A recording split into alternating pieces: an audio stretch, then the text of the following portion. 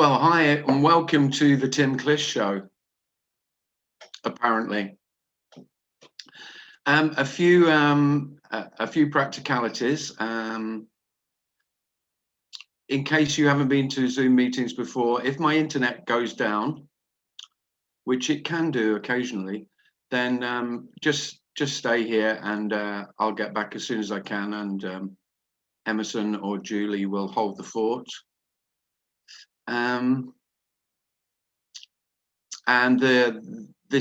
This meeting is free, but if you'd like to give a donation, then you can by just going to timclissthis.com and you can donate on my website. Thank you very much.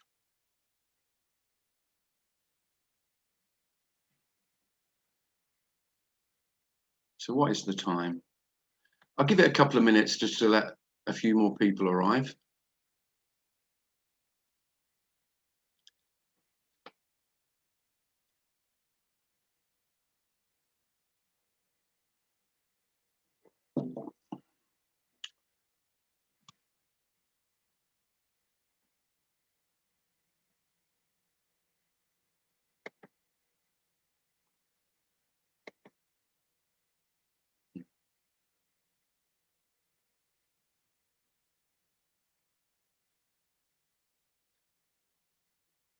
So for any of you who haven't been to one of these before, then or if you're regular and you put up with this most weeks, then it's going to follow a similar format to I usually do at a meeting, which I'll speak for about who knows how long, 10-15 minutes, and then it's open for you to ask questions or share anything,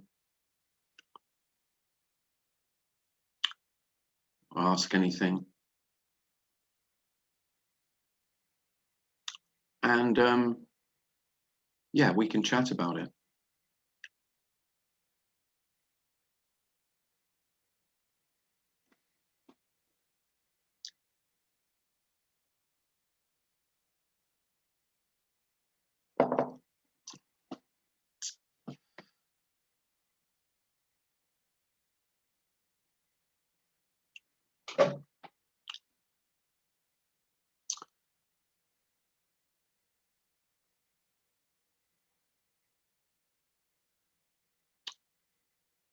So this is nothing special.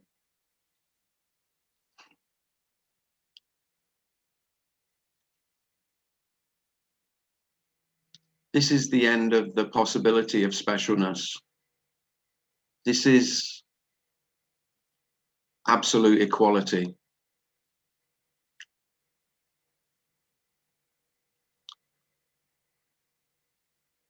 The message is there simply is no more or less than what there is. And what there is doesn't need to be known to be completely known. By that, that paradox is simply that you don't need to know what this is for this to be exactly as it is. And as me, I was always looking to learn, to understand, to find out what the hell was going on. I really wanted to know. And I'd heard that some people had found out miraculously. They said they knew what was going on. Not only what was going on, but you know, what was behind it, what was the source, where this comes from, where it's going to, what it is, how it is, why it is, even that they'd learned the reasons why things are as they are. And if you think about most, on whatever level self is seeking to understand.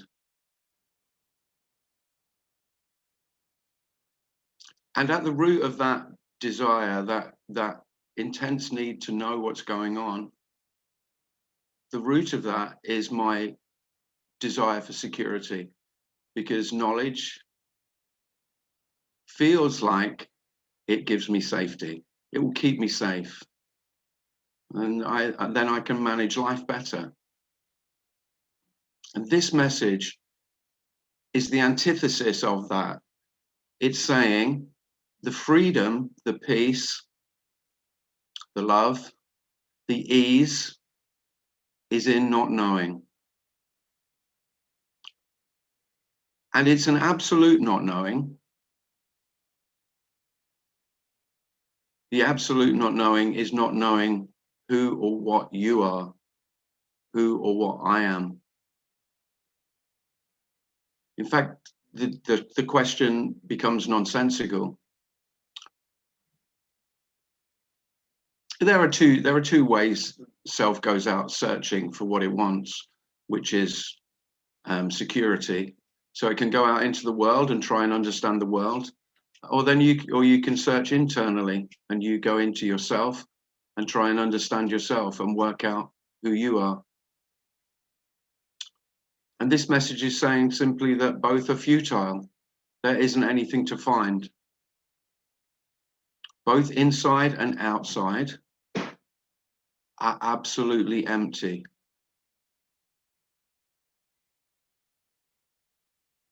As well as being completely full. So everything that you've called yours is empty. Everything that you've called everything other than you, not yours, equally empty. And in that, there simply is no outside and inside. And really, that's what the term non-duality points at. There isn't a thing called non-duality. It's just pointing at this illusory barrier, this illusory boundary, border between me and the world, me and the universe, me and you, me and everything that's not me.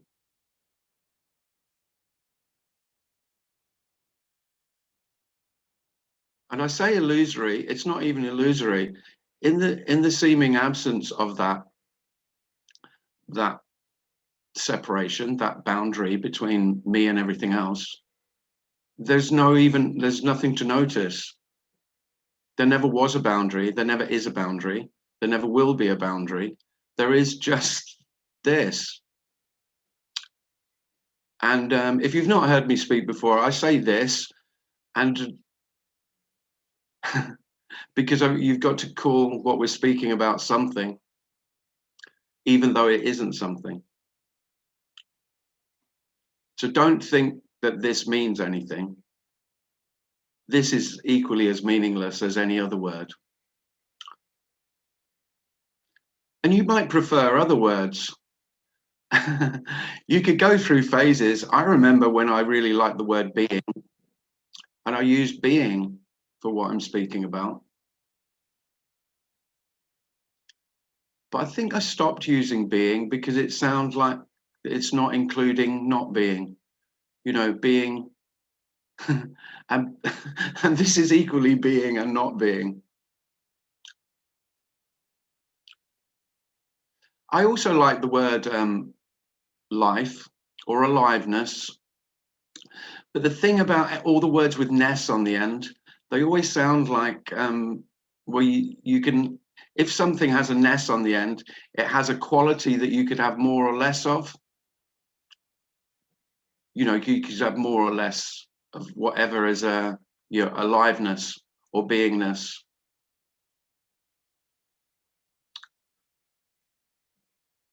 And there simply isn't any more or less of this.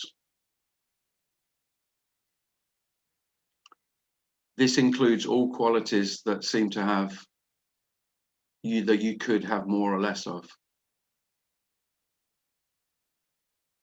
So this has no quality and all qualities.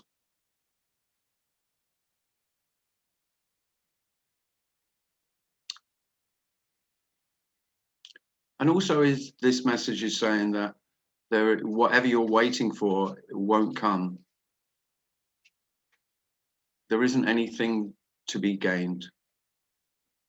And if you're waiting to lose something, like yourself, again, there is no self to be lost. And self doesn't mind what it's waiting for, as long as there is something to come, something else, something other than this.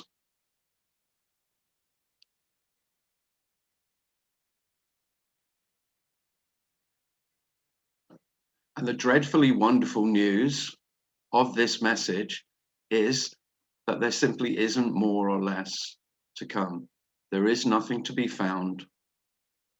Everything is already complete, completely whole, completely empty, completely full, completely alive.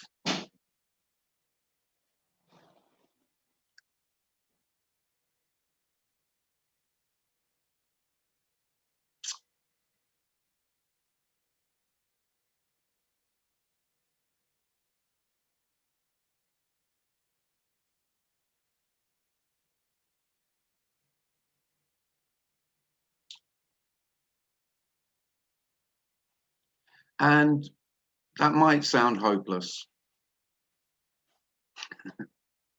because it's saying that there is no hope. And yes, I'm saying there is no hope.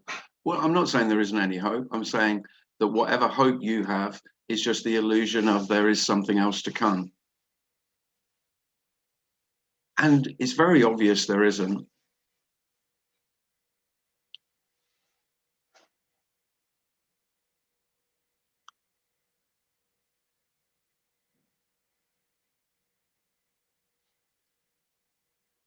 But strangely and paradoxically, the end of hope isn't hopeless.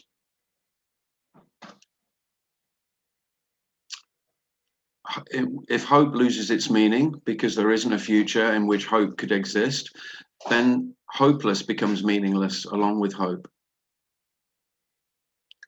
They become equally empty terms, along with meaning.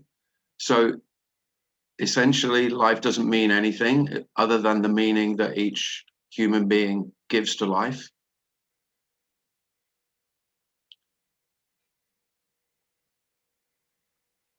And empty of meaning is not meaningless. It's empty of meaning and meaningless. You can't say what that is. And life doesn't have a purpose. You've been looking for your life's purpose, no doubt, at various points in your life. If you look back at your life history, I'm guessing you've gone through phases where you felt purposeful, and then purposeless, then purposeful, then purposeless, because that didn't work out. Oh, that's not my purpose then. Oh, there must be another one. There must be some purpose. Well, how about there is none? The most incredible part of this message is purposelessness, if you can say it, is love.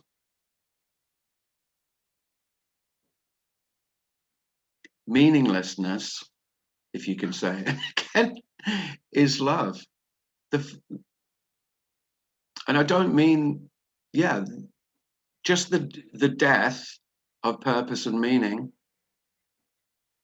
feels like love. Everything just being exactly as it is.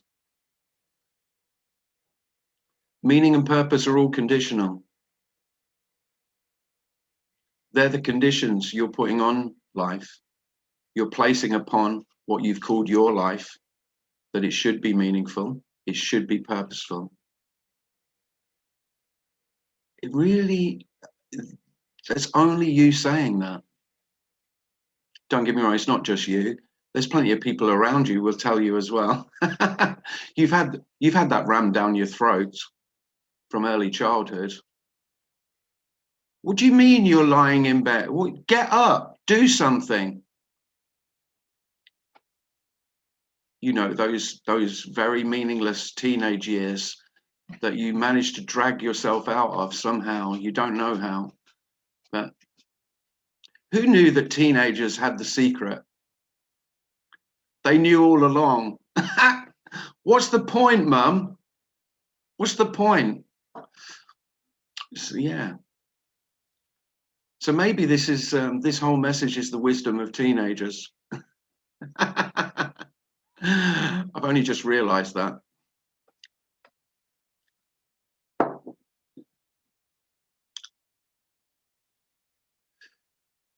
But I can't emphasize enough that this message gets accused of when this is heard by often by selves who have never heard it before. They see it as a threat, and rightly so. They see it as a threat, but they see it as nihilistic, as essentially negative. But that's just a reaction from self. This message isn't negative at all. It's absolutely neutral.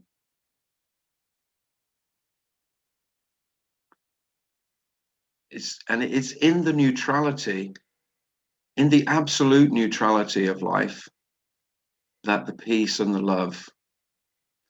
It's not to be found. I was going to say, it came up to say, it's to be found in that. It's not to be found in that. It is that. Love is unconditional. Love is neutral. Love doesn't take sides.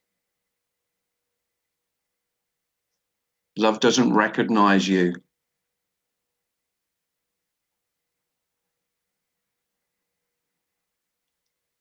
So self is essentially in conflict with life by feeling separate from it.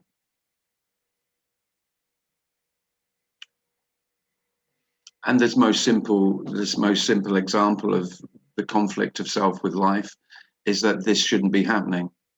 This isn't how life should be. I know better. Yeah, right. It's the absolute arrogance of self to say that I know how life should be.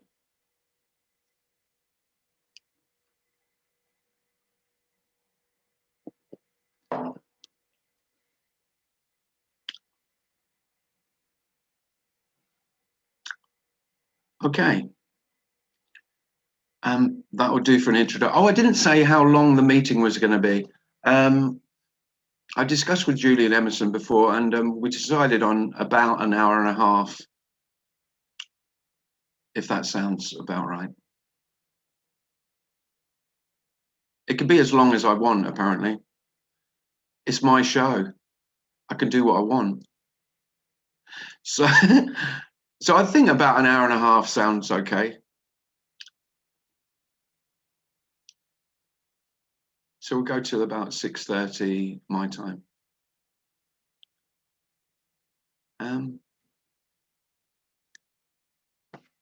So anyone got anything to ask or anything to share about what I've just said or anything else?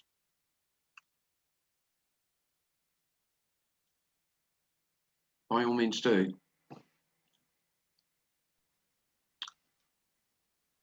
Or just, maybe not a question, just like an aspect of what you've heard non-duality speaks about. If you've got an aspect of that and you'd like me to say something about it, I'll try.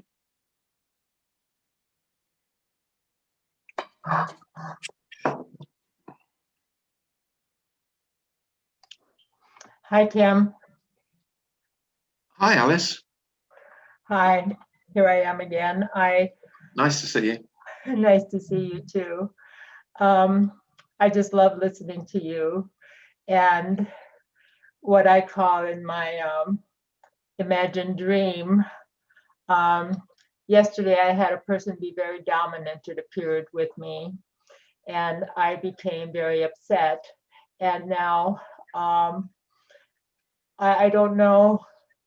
I realized I was very upset, and I stopped and I thought about the things he said. I'm not a person. This person is upset, feeling the feelings about that. and seeing perhaps that I'm really feeling controlled because she was controlling me. I'm not really, it felt like there was a lot of control coming, do this, do this, do this. Um, my question seems to be the same and seems to keep coming up is how can I make that gap, that bridge from moving from feeling controlled to seeing that, wait, once there's no person in there that is really being controlled, and stopping to feel the feelings, and yet that continues. And I woke up with that on my mind this morning, and I'm softening a bit to it, but I just thought to ask you. So are you asking how could you go from feeling that you're in control to no one being in control?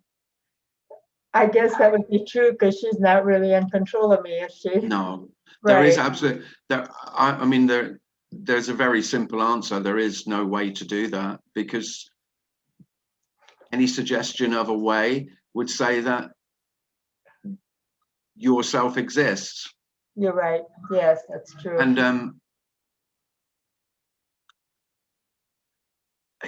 I mean, if you want help with that, then there are lots of people who will help you with it. I mean, I know lots of teachers who teach you ways and methods, but it seems, or it can sound a bit cold that I can't give any advice on that. Right. But that seems the only compassion, because if I give you something to do, Alice, that would help you to go from feeling like self to no self, all that will do will reinforce, and it would just, it's just another thing that you haven't tried yet. You know, you just go from one method to another method, and all of that is for me. Yes.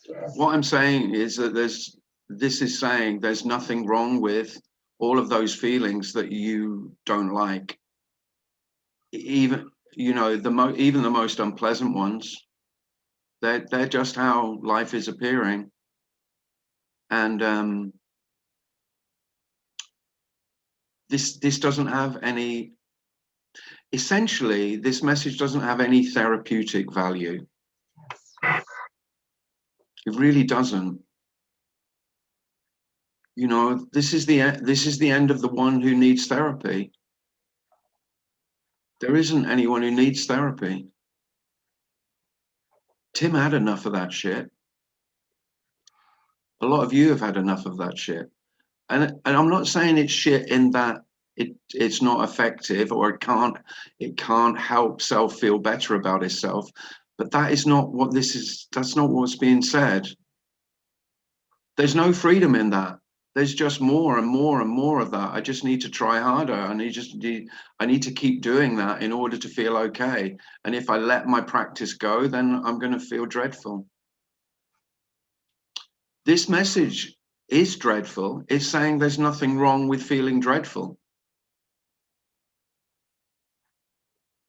That it's okay to feel the most, you know, the things that self runs from: absolute sorrow, terrible grief,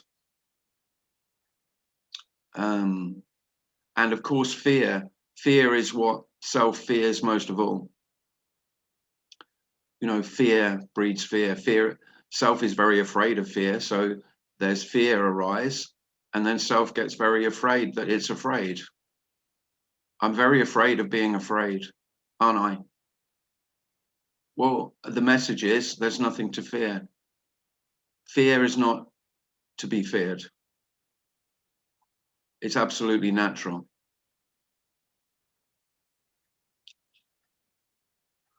Beautifully answered, and that's what I needed to hear. Thank you. I thought it was terrible myself, but there we go. I was just thinking, what a shit therapist. No, it's beautiful. Thanks, Alice. Yes, thank you. I get very emotional because I spent a great deal of time and energy and money on trying to heal Tim. Yes. I'm guessing most of you have. If Well, not money, if not directly money, then certainly time and energy. And by heal, I don't necessarily mean heal. I mean sort yourself out. Sort your life out, Tim, type of thing, you know. yes. That parental voice. And don't get me wrong, sometimes it was compassionate. Sometimes self was compassionate towards myself and said it gently and lovingly. But a lot of the time, it's just a complete bastard. Just saying, you know, get off your lazy ass and sort your life out. You can do better than this. You're better than this.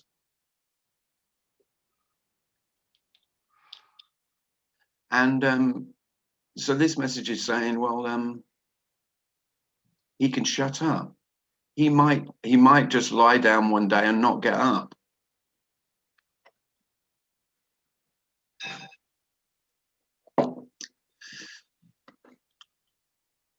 Thanks, Alice. I do, you know, because I've always been in helping professions as work, and so I had a lot of conversations where I tried to help people. It's still sort of triggers those old habitual habits of like it comes up to want to help. But what we normally call help isn't really helpful. Hi, Tim. But putting an arm around somebody or making them a cup of tea, that's helpful. Advice usually isn't, is it? No. I've not found, you know, I could name 2 or 3 people who have ever given me really good advice. Not many.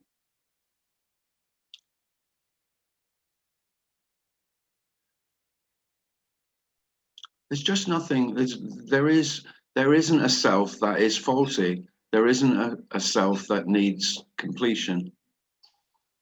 There isn't a faulty you. Now that's the good news. Of course, there's bad news with that. There isn't a complete you. There isn't a whole you either. There is a hole. There's a hole where you should be. You know, if you have a look, I'm not an advocate of self-inquiry because I feel that it's you only have to look a little bit to find there's nothing to find. Just have a quick look for yourself, see what you can find. I don't think it takes long. You know, if you've been following Ramana Maharshi and you know of no, Nisargadatta more, isn't it? Yeah, asking the question, who am I? Well, by all means do that, but only do it once or twice. That should be enough, I think. And the answer comes back, I don't know. Apart from all the attributes that you've been given, either by someone else, mostly your parents. You know, I'm lazy. Well, that comes from your parents when you're lying in bed. And then all the other ones come from yourself, self-telling itself what it is. It's all bollocks.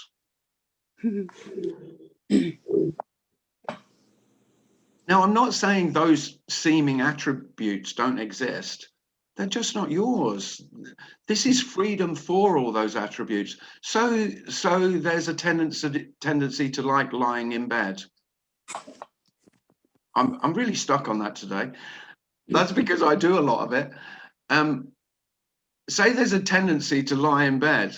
Well, that's been labeled by you as, I wish I wasn't quite so lazy. If I had more get up and go, I'd get so much more done.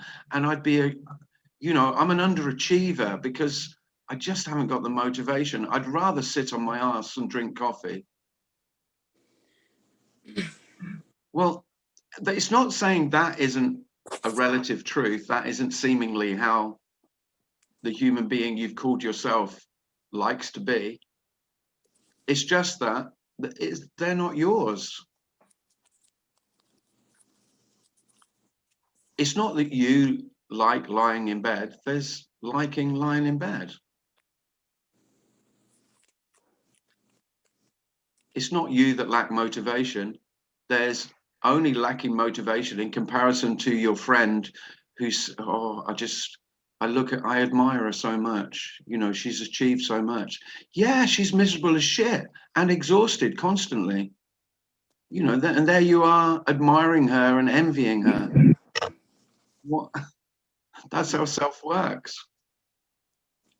Can I say something? I don't know if I'm on or not. Hi, Sarah. Oh, hi, Tim. I like your style. And, Thanks. you know, oh gosh, am I? 1 minute. Sorry, hold on. Okay. Sarah's dropped her iPad. So, you know, for me, this is completely liberating, like absolutely like the best message you could ever hear. And I don't really understand why it's threatening, because it's like the ultimate freedom. What else could you say? This is it. There's nothing else. And you don't have to do anything, and everything is exactly as it should be. So what? Wow. I'm going to stop. I'm going to have to correct you there, Sarah. It's not as it should be. There is no should be. Yeah. It's as it is. Is that as it is? This is, see, as soon as we're into shoulds and coulds, then immediately that is completely self-taught. That's just what self is always. This is the way self speaks. Yeah, but what I meant is like there can't be anything else. Like it's no, just, right. It's just, you know. But yeah, but should be sounds like oh, everything, you will think everything is right, you know. Yeah. And what this is saying is, whether you feel it's right or wrong, whether you think this is as it should be or it shouldn't be, that's equally exactly as it is. And yeah. so there's great freedom in that as well. Sorry to correct you. I don't mean to correct you. No, I get the subtlety, and I appreciate that. I like the because this is definitely not as it should be. That this is the death. You could say with the death of me, the death of should be. That's dead as a dodo. Yeah, and there isn't a death of me. Obviously, I still have the full-on personality. It's all here. It didn't, nothing happened to nothing. There is absolutely no change. There is no going from me to no me. It's very obvious. The most obvious thing about, you could say, what's changed is it was obvious that nothing changed. But you would say there's a little bit of a difference between absolute kind of acceptance of everything that is. There's a different, you're talking about something a little bit different. Yeah, but it's, again, it's all paradoxical. Nothing changed and everything changed.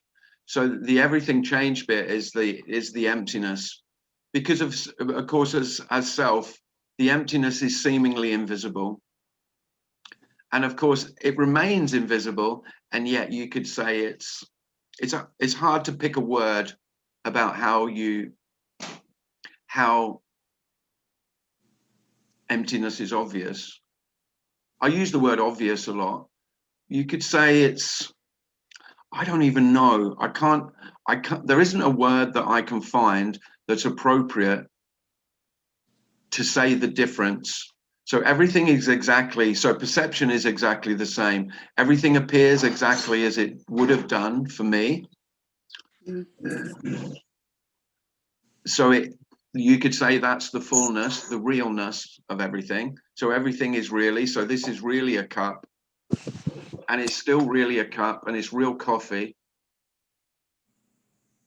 but also it's not. Whereas before it would have been only real.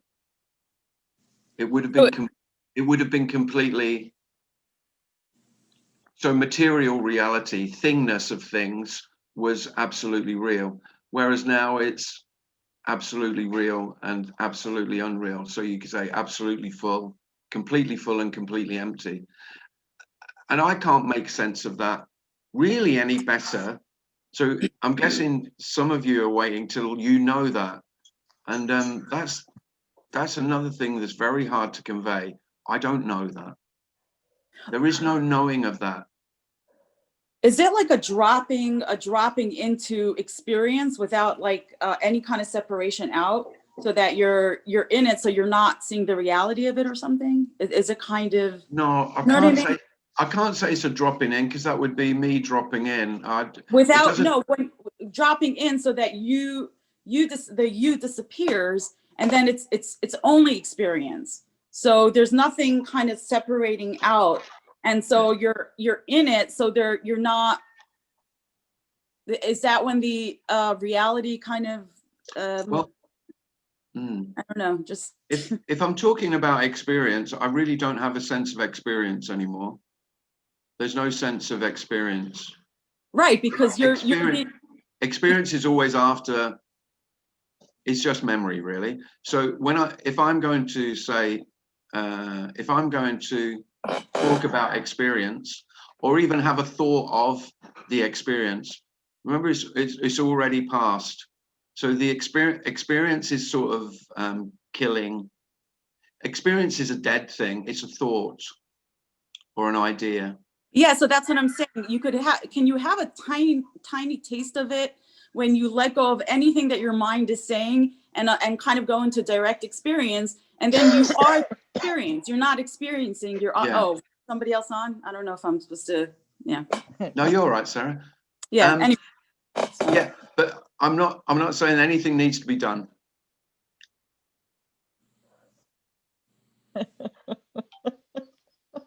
This is, I mean, this doesn't require any. It's no requirements.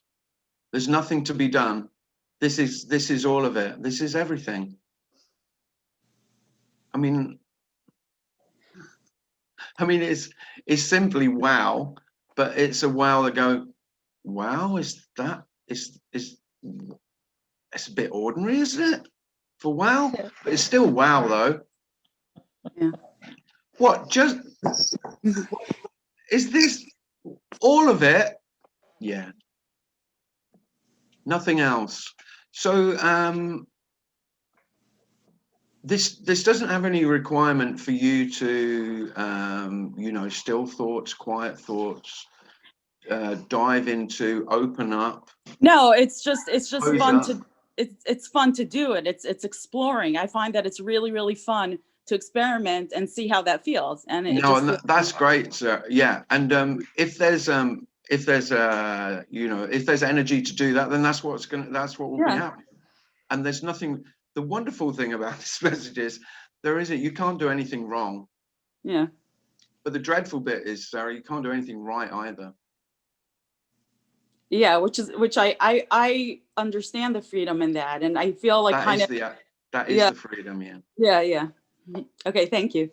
Don't get me wrong, everyone else will judge you still, so don't think you'd be let off. Oh yeah, absolutely. No one else is going to let you off. No one else. Yeah. All right, thanks a lot. That may be the hardest thing about this is it doesn't matter,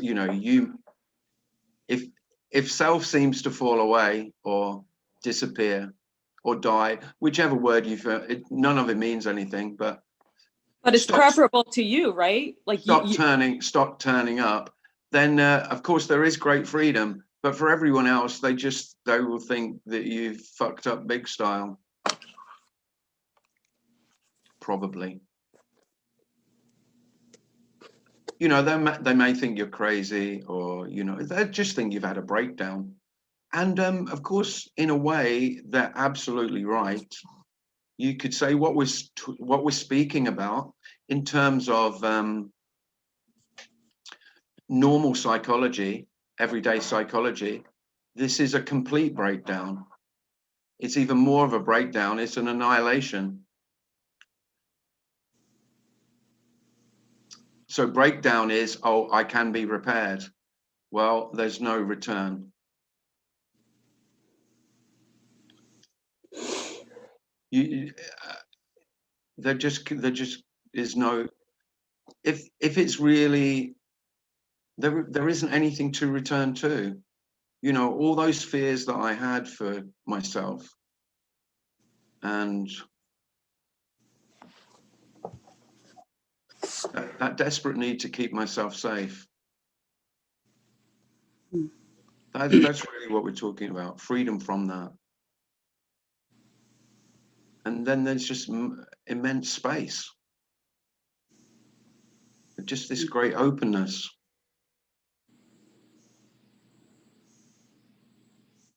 But again, I can't emphasize, don't wait, you know, if you think it's going to be fireworks, it might be, who knows? It could be anyhow, but it's not likely to be fireworks. It's just however it is. Yeah. Because you would think that the, you know, the falling away of self would be incredibly, or when self is gone, then the fireworks start. Well, that's when the fireworks end. Yeah, and I find that, yeah, I think for me, that's actually really, strangely, that's more attractive than having the fireworks, because I guess maybe because I'm on the spectrum, and for me, like, it's just everything is so overstimulating, and being excited or feeling like very enthusiastic is not necessarily that, doesn't feel as great as just like a quiet contentment. And I like that better. Yeah. But Sarah, you know, you said about you like to play with the, you know, to play with different things is fun to do it. Yeah. Yeah, of course. It is.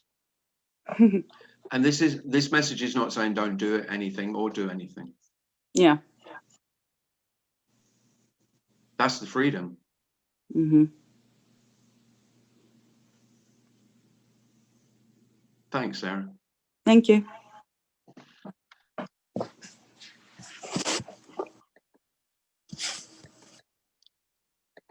Jim? Hey, Jim. Hello. Has anybody got I anything think else? Heidi's raising her hand, Tim. Thanks, Joey. Heidi, sorry, Heidi. That's everything fine. Was nice to see the guy also. Hi, Tim. Hi, Heidi. Oh, it's so great. So I just had one sentence when I raised my hand up. It was just, it sucks me in. Totally. So the point is, normally I had you, I think 1 year now. You helped me by cooking. I just listen to you and make my meals. Oh, I see. I'm your help cooking. Me to cook. I'm like your sous you are my chef. cook, like that. Yeah. And it was so überraschend. It was so surprising when I see you live now. Something is happening, and this is what I meant with it sucks me in. And there were thoughts like, yes, I understand it. Yeah. And at the same time, I just had the words and I had to laugh because it makes no sense. No, good. Absolutely no sense. Yeah, that's and lovely. the words you speak about fear, about all this, when you say fear, I can feel fear. And this is what sucks me in. It is one and the same. It's great. I love it. I just love it. Yeah. Thanks, Heidi. And one point is also the women that spoke ago. That reminds me, I like to play with words. This is the poetic thing. I like to make music. This is the thing with music, and there's nothing wrong. And I like to search for good words that give a mantle to what I feel inside. This is poetic. So yes, lovely. Play with that. That's life. That's so Well, great. Absolutely great. This is, that's lovely, Heidi. This is all a play, isn't it? This is all playing. And yeah. And you can tell by my love of speaking that I love words. I always have done. From a very early age. You may be shocked that I was a bit slow. I was a bit of a slow learner. No. I were.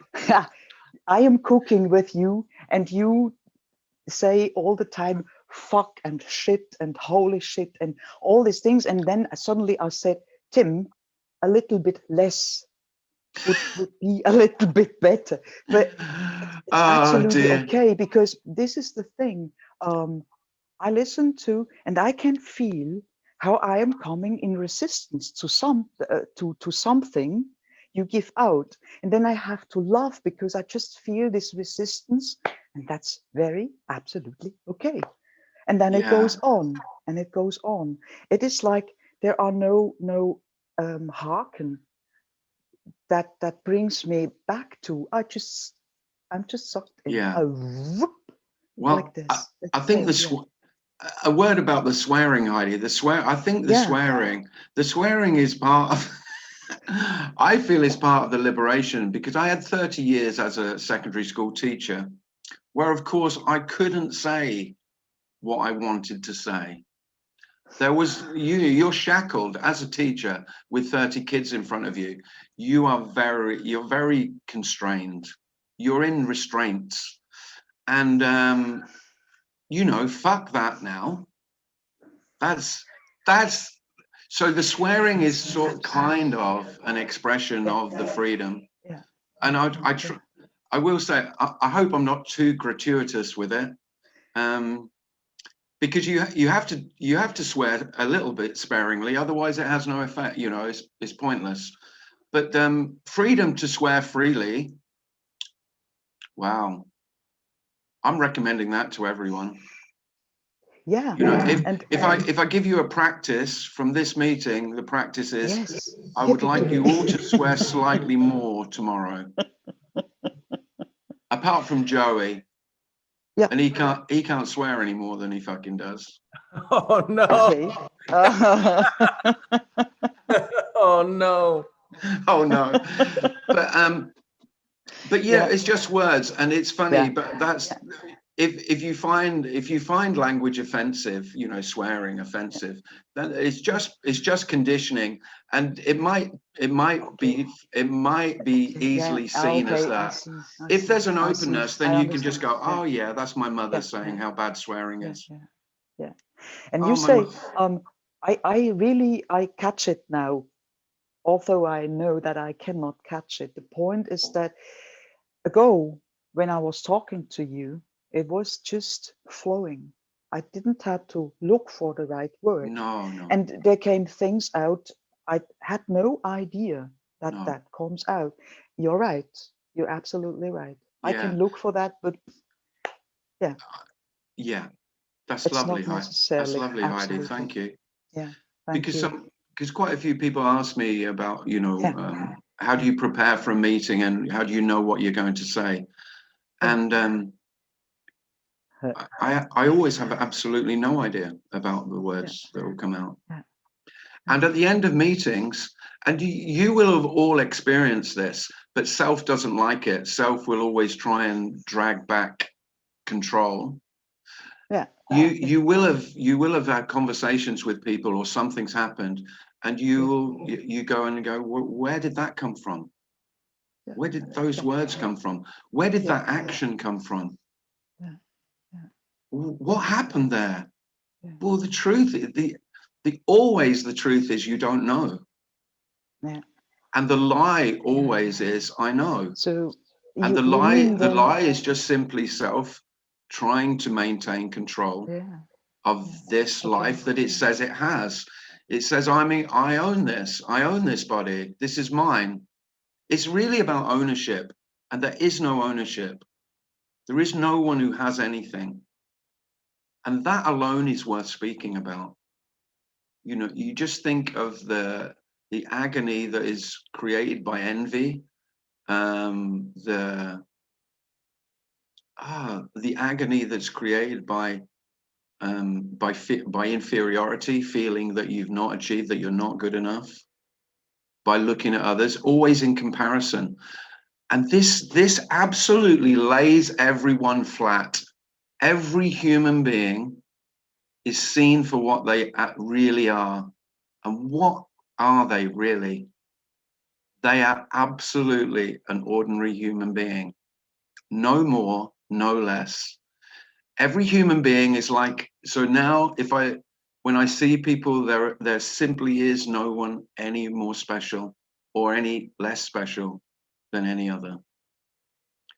And that's wonderful, because I don't even have to hate Donald, you know. I'm sorry to bring him up, but I use him as an example, you know. Everyone, the States is so divided between, you know, adoring the idiot or detesting him, you know, that he's Satan or God. No human being is Satan or God. Every human being is exactly just a really terribly fragile, vulnerable life. But no one has that life. That's where all the love is. And then there's just a simple open love. Doesn't mean liking, by the way. When I'm using the word love, doesn't mean you like it. You can equally detest somebody and not ever want to see them again. That's just as loving as wanting to go to, you know, to make love to them. One isn't more loving than the other. This love is all, you know, it's unconditional. It doesn't see the difference.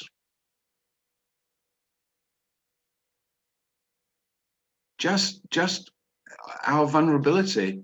And then that's what's seen with human beings.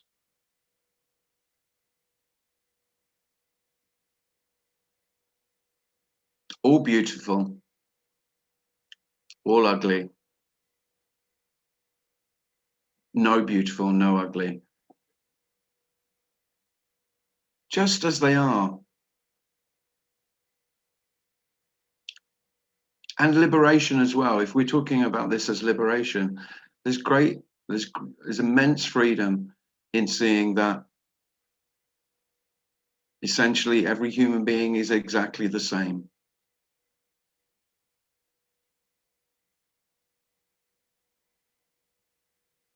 Pretending that it's not, pretending that it's separate, pretending that it's special, and it can be special in any way, you know, especially whatever.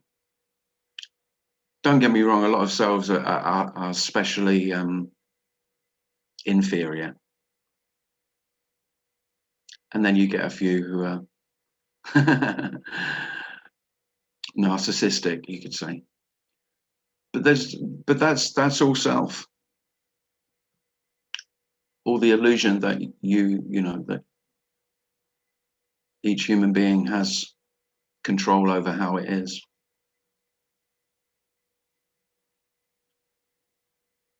And strangely, the absence of the one who felt in control, there is no sense of being out of control at all. In fact, it's impossible, because the sense of being out of control was my need to be in control.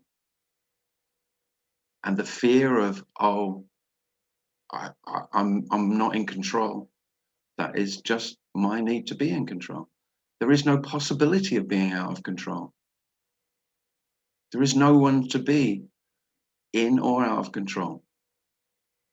What a beautiful freedom that is. And that's just naturally how it is, until I say otherwise. And don't get me wrong, I say, you know, self says otherwise pretty much constantly. But you know, you've all experienced those moments of freedom, and you've probably called them, you know, you've remembered these most wonderful times when there was just this immense peace and love and beauty, and they were simply moments of absence. You know, there is no constant self. This is known by everyone, but most self doesn't want to recognize it. Self can't see its own absence. So even self will only go, well, what happened there, and want to own it and want to understand it and want to, well, there is no, self hasn't got hope in hell of getting hold of this.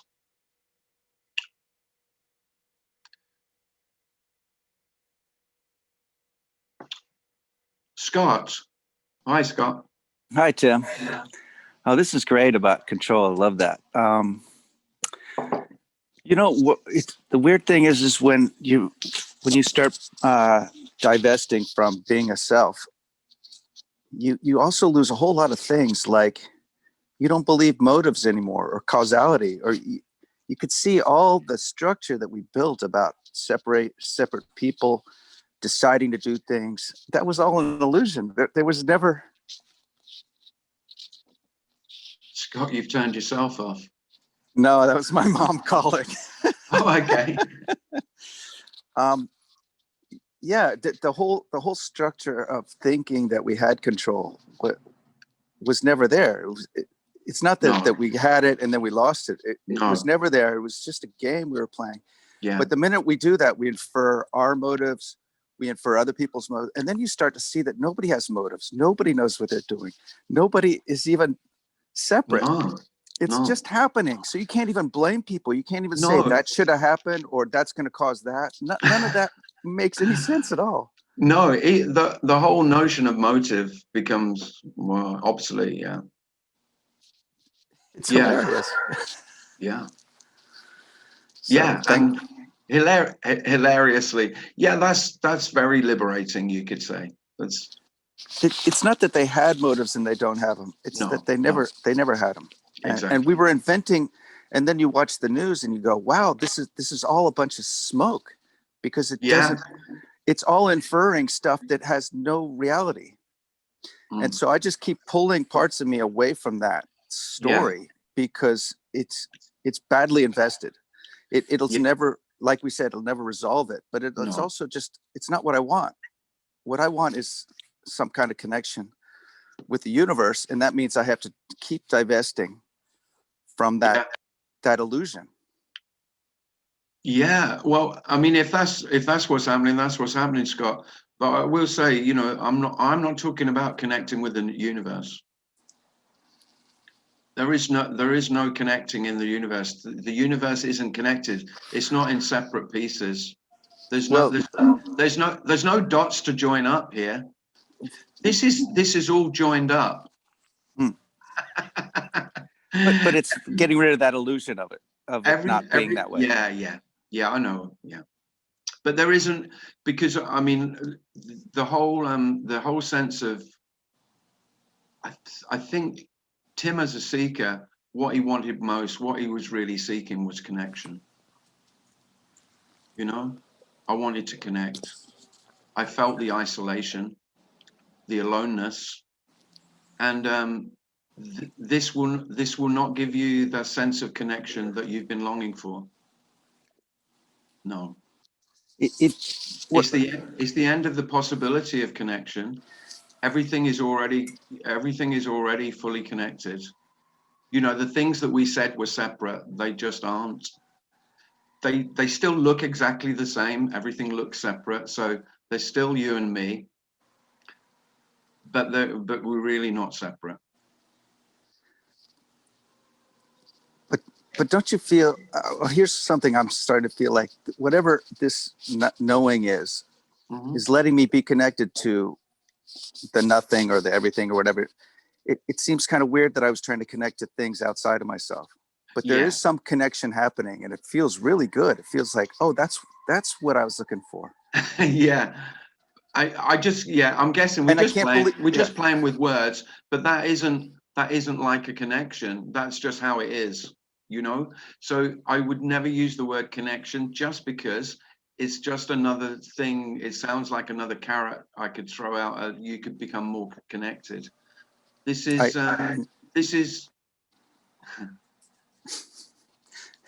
I see what you're saying, but I could, now that I'm noticing it, I'm wondering, how could I have ever thought that I had to connect to something outside? It was weird. That's weird, because that comes and goes. But this seems to be really like sturdy and continuative and really strong. Like, it's absolutely undeniable. The undeniable is the emptiness. Yeah. Yeah.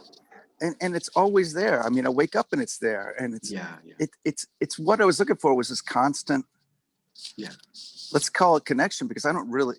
I'm sorry, I don't know how else to say it. But no, it's fine. I know it because I missed it. I missed it so much. Yeah. All right. I have Thanks. to say, it doesn't. Yeah. Thanks, Scott. I will emphasize there isn't a right way to speak about this. There will be ways, you know, you will hear this message spoken in different ways, and whatever resonates. And you don't get hung up on the words. I sort of started the meeting today with that. So you'll resonate with some words and not others. The words, you know, you've heard the old cliched. The words are the finger pointing to the moon. The words, you know, and you might like some fingers better than others. And some will feel more in tune. You know, intuitively you'll just feel, ah, yeah, that really, oh, that's hit something. Remember, that doesn't make it right. This is not a message about getting it right. You can't get this right. That's the freedom. There is no one who gets life right or wrong. That's why you will have heard this called unconditional love. The unconditional is that there is essentially absolutely no right and wrong way. And yet, by the way, all your conditioning of what you feel to be right and wrong, what you believe to be right and wrong, they don't go anywhere. So if you're hoping to get rid of those, you need to go somewhere else. You need to listen to something else. You need to practice something else if you want to get rid of anything. This is not getting rid of anything, even yourself. This message is not about getting rid of yourself. It's about saying there is no self. You are already empty. Tim, Susan has her hand up. And full of everything. Susan has her hand up. Oh, thank you. Yeah. Hi. Hi, Susan. You hear me? Yeah. Hi. Hiya. Yeah. Good. It was love in action, you know, because all these physical things. It's, I guess, it's just like sharing love, or, you know, it feels like the connection that's already there, but it may be, I don't know. I was just thinking of love in action. I kind of see people as that. But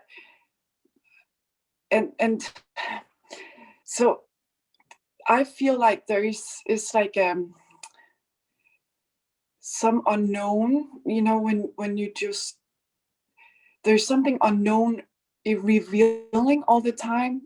And I guess the unknown that's revealing is maybe that kind of, it feels like love grows, although there just is, and there's nothing to grow. But maybe in a human body, or if it feels like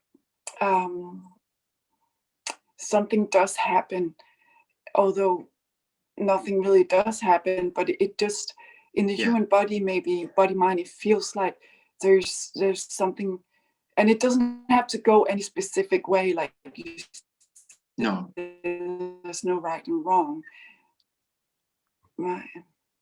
But it seems like you want to, the action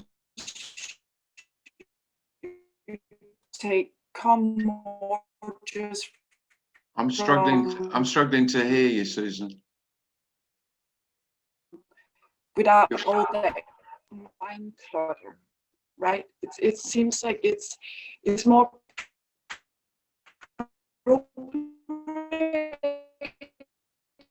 Sorry, Susan. You've gone. Action, in a way, although there is no more appropriate action. Yeah. Sorry, Susan. I only got some of that. So What was it? I didn't get a lot of that because you're breaking up.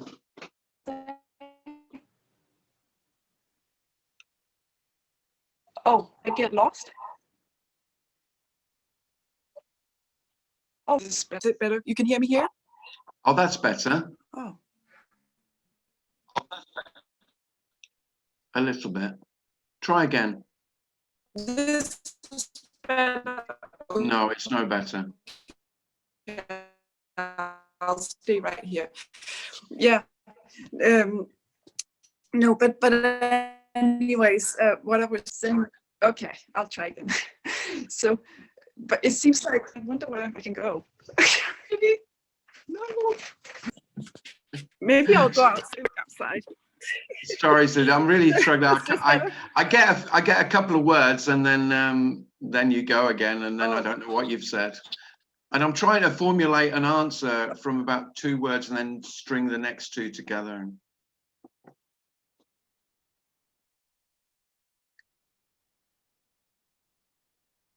We'll let Susan find a better signal. Susan, see if you can find a better signal, and then I'll come back to you. Has anyone else got anything they'd like to ask?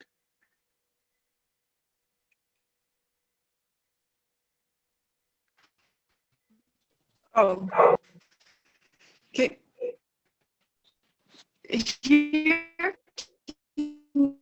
No, that's still terrible, Susan. You hear me now? No, not really. It's just very broken. No. Very broken. Okay, well, yeah.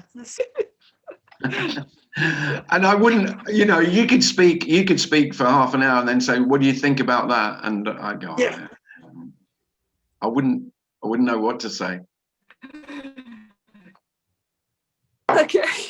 So sorry All right. about that, Susan. I'll lower my hand here. Well, that's funny because you No sound worries. fine now. Oh, I do. Oh, okay. All right. I'll speak. Maybe I'll keep the picture off. Right. Right. This is your last chance, and then I'm going to kick you off. Okay. Yes. Okay. Well, so it seems like something happens in the body, like as you just are, there's this unknown happening all the time. It feels like yeah. Yeah. Yeah. Yeah. Everything has an okayness until you say you need to know about it or what that is. Right. But don't you? Because everything is essentially okay, even when it's not okay. Yeah. And one of the great freedom, one of the reasons to speak about this, I get asked what's the point? Why the hell do you bother speaking about this? You say there's nothing in it. Well, there is and there isn't. And one of the motivations to speak about this is that there is an immense freedom and immense love in everything being okay, even when it's not okay. It's like I was the one who said that this not being okay, me not feeling okay, particularly with emotions, but it could be with thoughts as well. It could be with external, it could be with how the world is, that I don't feel this is okay. Disaster happens, something dreadful happens.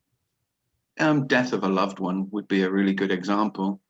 That, of course, that is dreadful, and there's immense grief, terrible sorrow, and that's perfectly okay. Liberation for the emotions that self has denied itself and said that they're not right, they're not okay. I need to do something about this. I need to feel better. And feel better, to me, nearly always for self, simply means get rid of them. Mm-hmm. Fuck them off. I don't want to feel this. I don't want to feel this. Well, life's not interested in whether you want to feel it or not. Here it is. Here it is regardless. Yeah.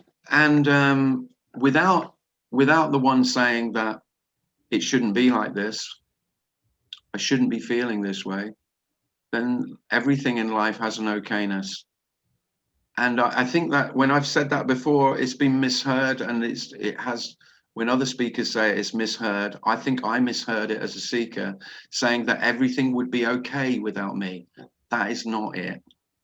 It's not that everything will be okay. It's that everything is okay, even when it's not okay. It's okay that this is not okay. Of course it is. Why is it okay? Because it is as it is. And how could it be other? And my desire and my desperate need to have it other than life, other than it is suffering. Immense suffering. It's conflict, it's violence. It's this imagined self, this illusory self fighting against life. As if it might win, as if it would win. Of course, it never wins. It never had any chance of winning. So this is the end of the possibility of winning or losing. There aren't any winners or losers in life. How brilliant is that? Now, for you if you still want to be a winner, it's shit. But if you felt like a loser all your life, woohoo! There aren't any winners or losers. Right.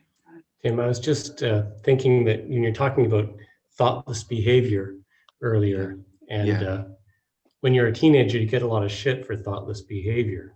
Yeah, it's you just do. part of the plan, I guess. Yeah, that is the plan. Yeah, the teenage rebellion for no reason, right? Absolutely. But also, there's thoughtless behavior, which is really on the positive side. Like when I play music, there's no thoughts. No, it's just emptiness. The same with walking. If I go for a walk, it's thoughtless behavior, but it's very positive in a way because it's just so empty. It's the best, isn't it? Yeah, it's just a sort of a good thoughtless behavior, which is sanity itself in a way. Without a doubt, yeah. When there's not these negative bullshit thoughts coming up. Yeah. To destroy your harmony, right? Yeah.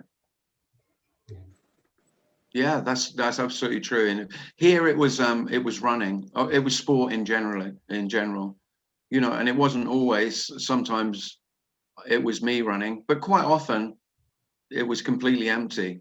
You know, just the running.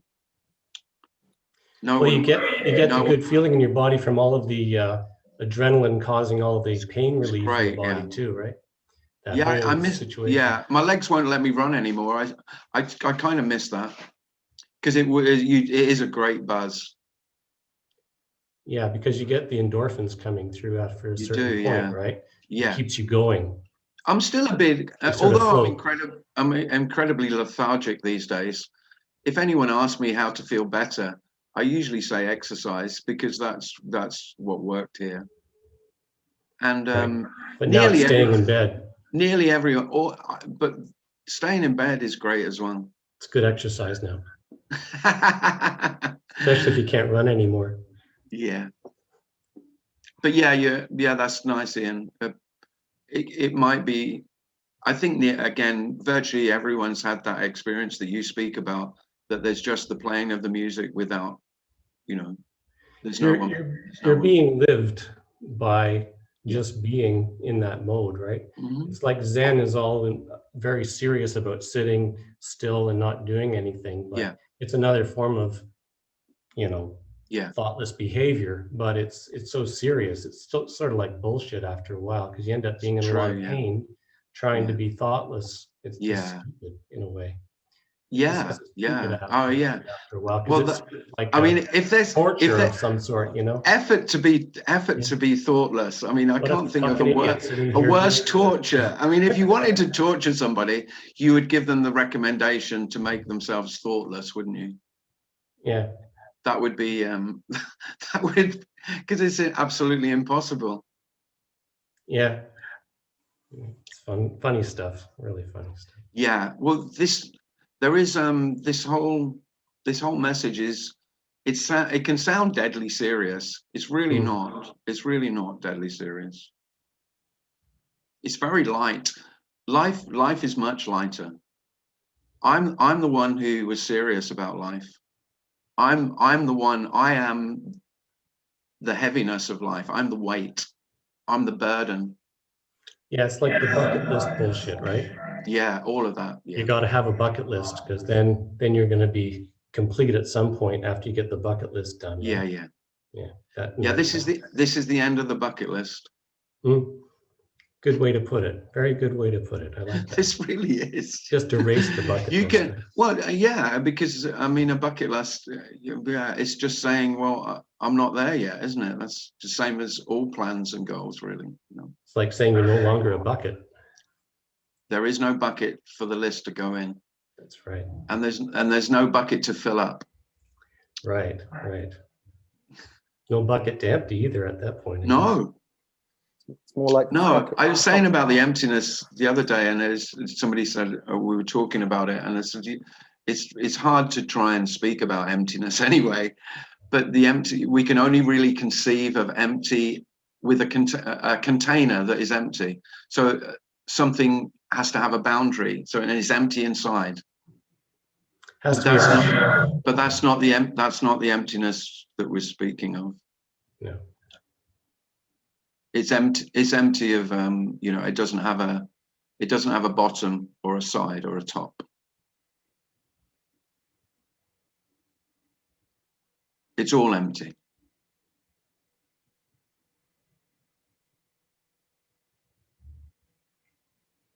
And the emptiness is full of everything conceivable and everything never conceived.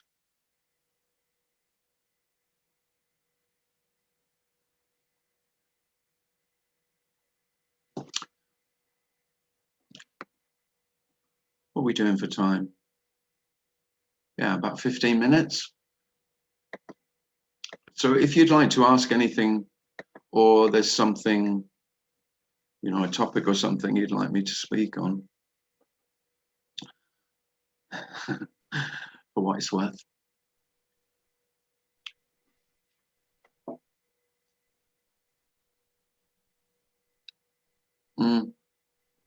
Cold coffee.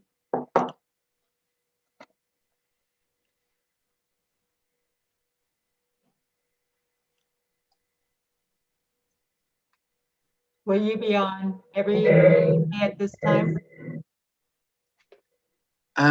So the plan is, Alice, with these, from Nothing FM, is that I'm going to do this once a month. Okay. So this will be the second Wednesday of each month. Apparently, that's the plan.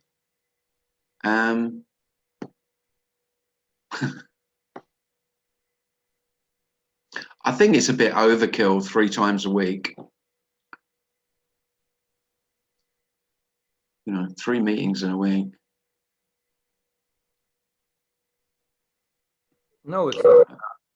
But it's not. No, doesn't really make any difference.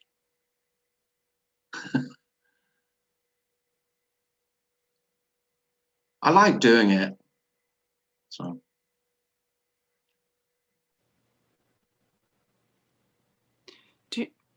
Do you feel a deepening of love? Is that Susan? Yeah. Since you dropped the illusion of the ego or the self, do you feel that a deepening of love have taken place in your body mind? Like it just happens? Yeah, I wouldn't call it a deepening.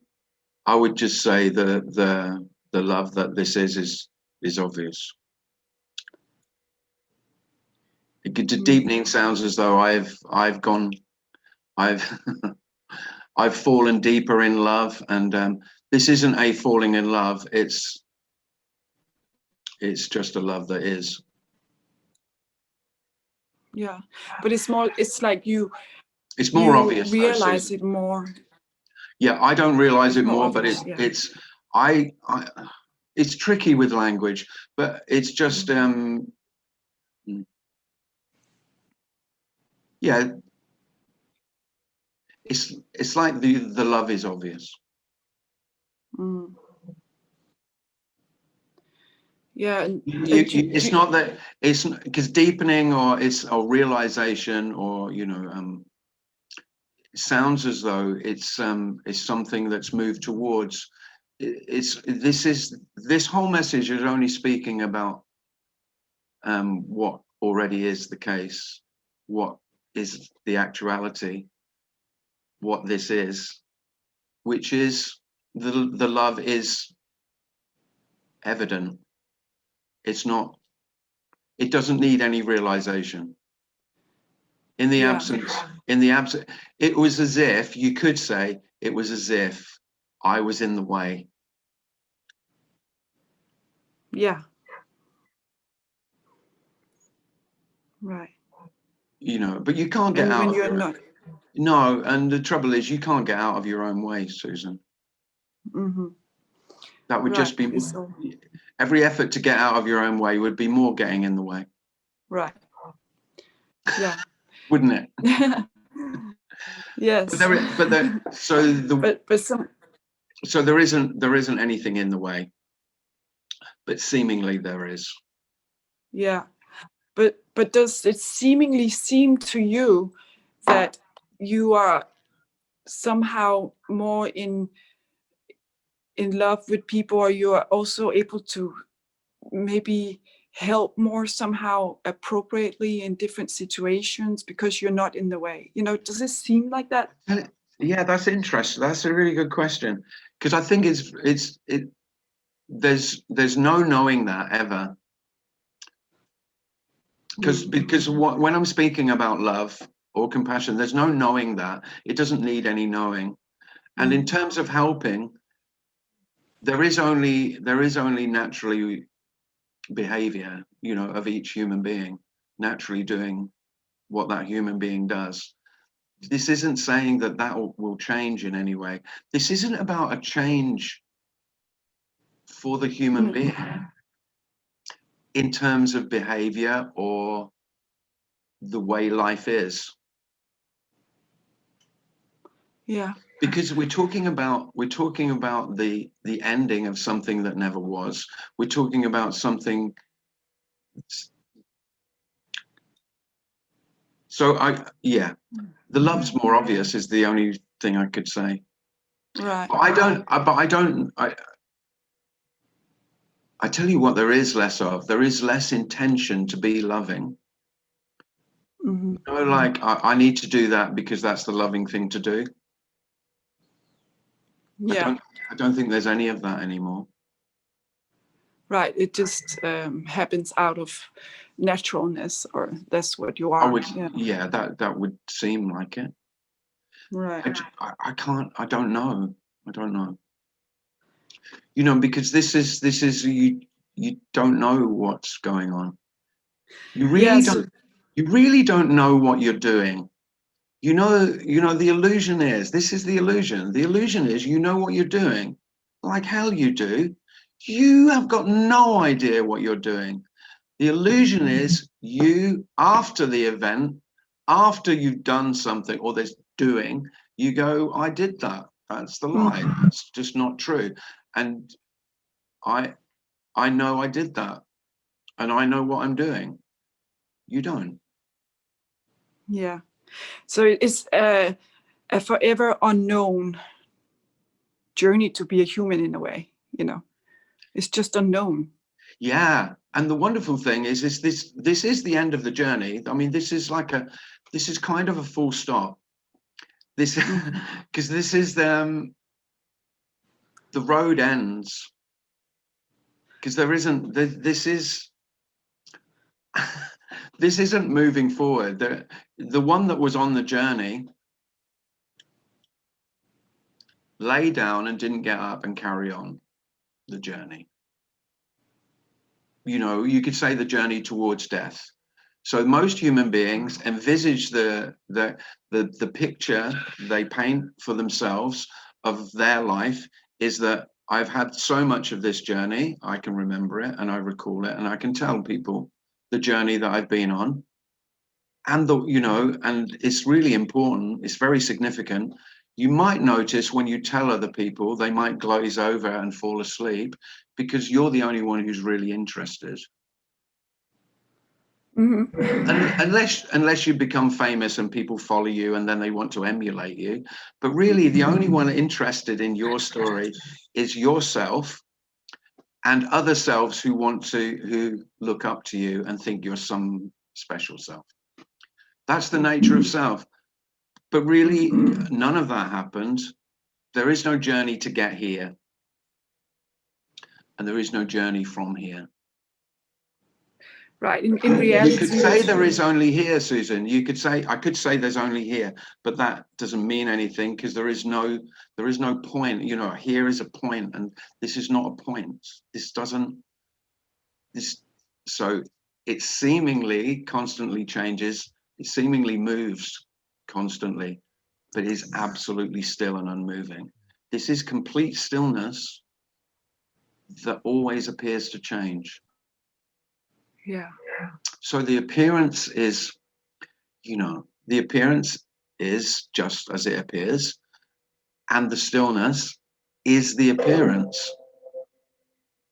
You know, the stillness and so the changing and the non-changing are one and the same.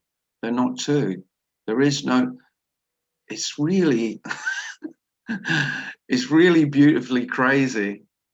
So everything appearing to change, you've heard your cliches like, you know, the only constant is change.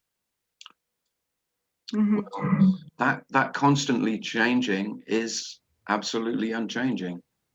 Hey, Tim, you got Ty raising his hand and you get a question in the chat. Cheers, Joey. Let's have a look. Yes, Thank hello you. everybody. Thank you. Thank Ty. you. Do you hear me? Do you hear me? Hi, Ty. Hello, it's wonderful to be here. I'm so happy to be here. Anyway, I just Thank want to you. share about I can intellectually understand right everything, Right. but I'm just awareness, right? But like I'm going through a breakup right now. It's my second one, and for some reason it's just unbearable. I cannot eat, sleep well, and like I really meditate every day, and I feel everything 100%, and it comes and goes. Sometimes I feel freedom, I feel peace, everything is perfect. Yeah. And then other times it's just unbearable, and Yeah. it's like obsessing. And I know that nothing's wrong. There's no problem, and there's nothing to do with that other person. It's just me within.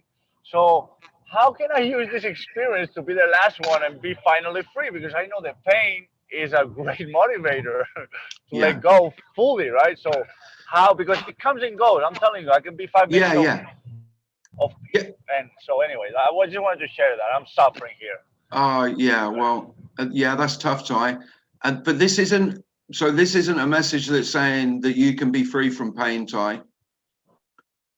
The pain of being human without, because self can delude itself again with this as a message of saying, okay, if I could free myself from myself, then I would be free from the things I don't like about life, the pain of life. Well, there's some really, really dreadful news on that point. This is not saying that at all. In fact, it's likely that the natural human emotions, like grief of loss and sorrow, the things that we find most painful, will be felt even more intensely. But there is a great difference between. But isn't it an illusion? It's an illusion because no, the pain. It's attachment. Pretty much, it's just attachment. No, emotions aren't illusory, Ty. Right. But it's the attachment. I suffer because I'm attached. Yeah. Right. So the illusion is that they're yours. That's the illusion. Okay. But I suffer because of attachment. If I wouldn't have expectation, I would love freely and be unconditional to everybody and be fine. But like you said, Ty, you said they just come and go, don't they? They do. Sometimes they stay for a while. Yeah, I know. But I just gotta accept it. Like everything just comes and goes, doesn't it? It does.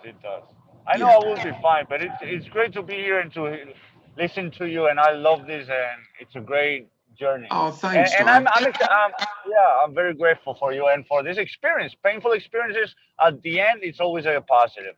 That's been my life, But anyway, thank you for letting me share and for being here. Ty, it's perfectly. The only consolation I can give you really is that it's really okay. All of those feelings are perfectly okay. I know they hurt, but it's like saying, you know, there's something wrong with pain. Well, again, that's me. That's the only thing. It's uncomfortable. But everything is like, right. Who said life shouldn't hurt? Well, it's very obvious who said that. It was me. Why should life not hurt? Because I'm special, that's why, and I don't like it. I want it to be painless. I'm not special, I'm extra special. Brilliant, Ty. Yeah, well, I don't doubt that, Ty, I don't doubt that you are. The wonderful thing about this is that it is very obvious that every human being is really special, Ty. Yes, we all are. Yeah, absolutely, equally, completely ordinary. You know, special. You're as special as an individual blade of grass in a meadow. You know, amongst the billions of blades of grass. That's how special we each are. But of course, that's not what I want. I want to be a beautiful tall poppy looking down upon all the other blades of grass. But yeah, there's great love in the fact that everyone feels pain. Ty, it isn't consolation, but what you're feeling is absolutely human. It's just how it is for all of us. And sharing that, I just think sharing that that's the best we've got. Yes. Thank you very much, Tim. Appreciate it. Thanks, Ty. A big hug. Yeah, you too.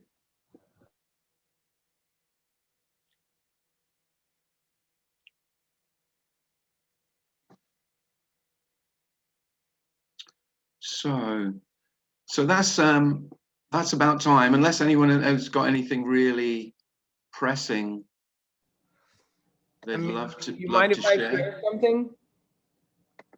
Yeah, sure, go on. Like it's that, you know, Tony talks about unrequited love. And I remember I went to see him in Amsterdam years ago, and you know, I just went to a brutal breakup, you know, where I was the one that was the loser. Surprisingly enough, I don't know how it's even possible, but it was awful. It's just absolutely awful. And you know, I just remember I had a chat with Tony about it, and then he told me, you know, we were talking about the meeting and the energy of it,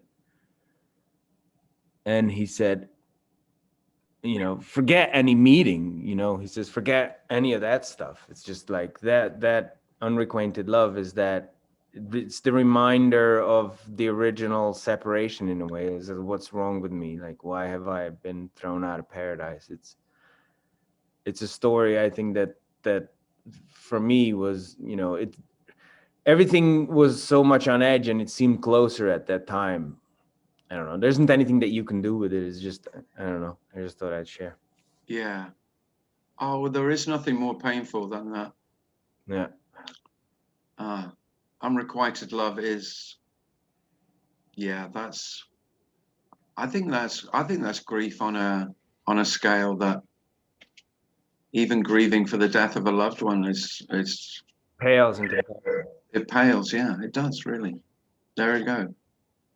But this yeah, this is completely alone.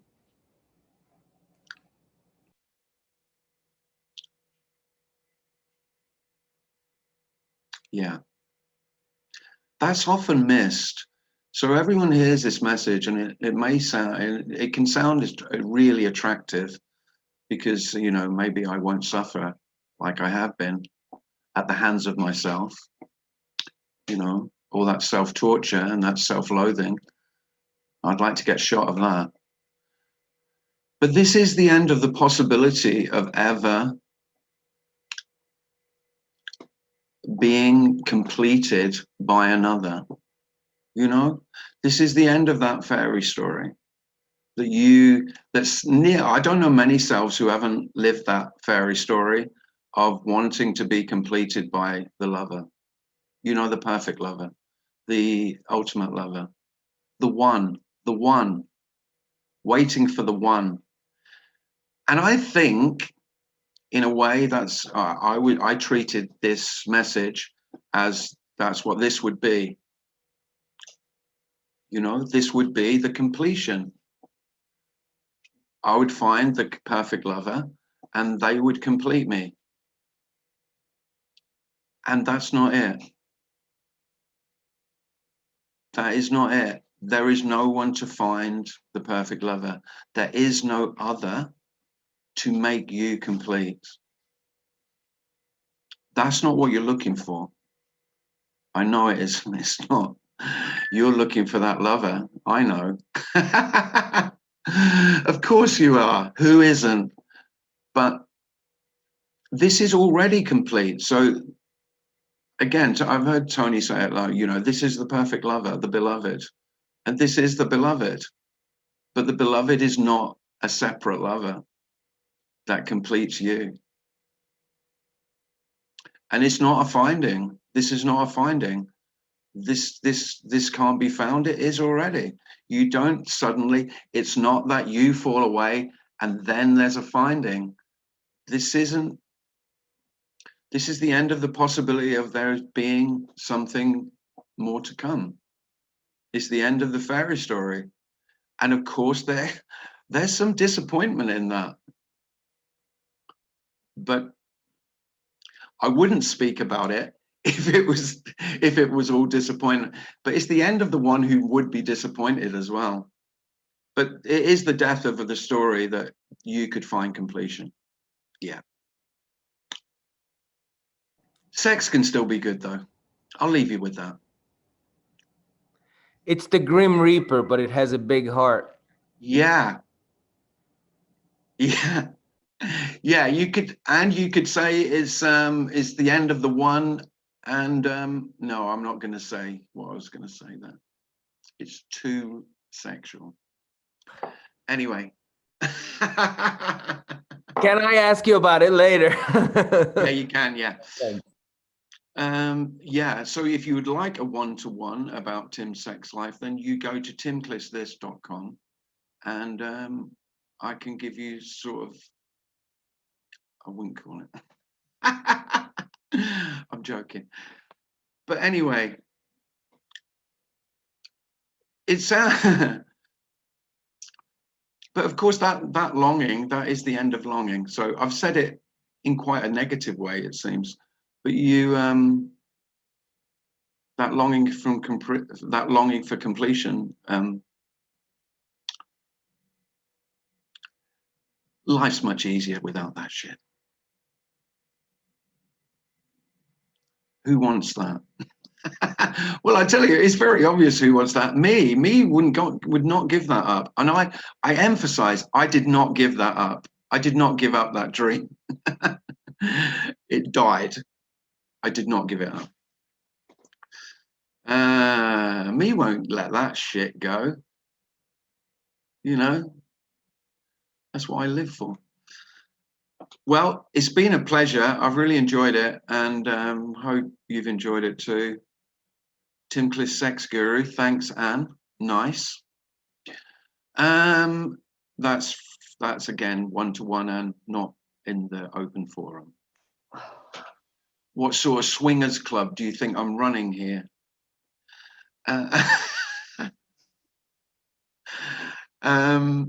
Oh dear, I've got all flustered now. Oh dear. Oh shit. What was I going to say? Oh, I was going to say if you've enjoyed it, you could give me some money. Yeah, feel free. Prostitution now. Give me some. Yeah, if you'd like to donate, then you can. If you haven't seen my website, go to timclissthis.com. It's a lovely website. Though I say it myself. And there's a donate page there with some nice beer taps. if you haven't seen my website, go. There's really nice videos on it. I like it a lot. I'm biased though, of course. So thanks very much for coming. I do weekly meetings on a Monday and Thursday at 7 p.m. British time. And you're all welcome to come to those. So, and I'm not reading that. You've gone too far. If you want to, yeah. As if I didn't get enough of that shit at school, Anne. I'm just going to say that. Yeah, because I've never heard that joke before. You know, oh, for God's sake, grow up. Oh, it's descended into juvenile. All right. Lovely to see you all. Take care, everybody.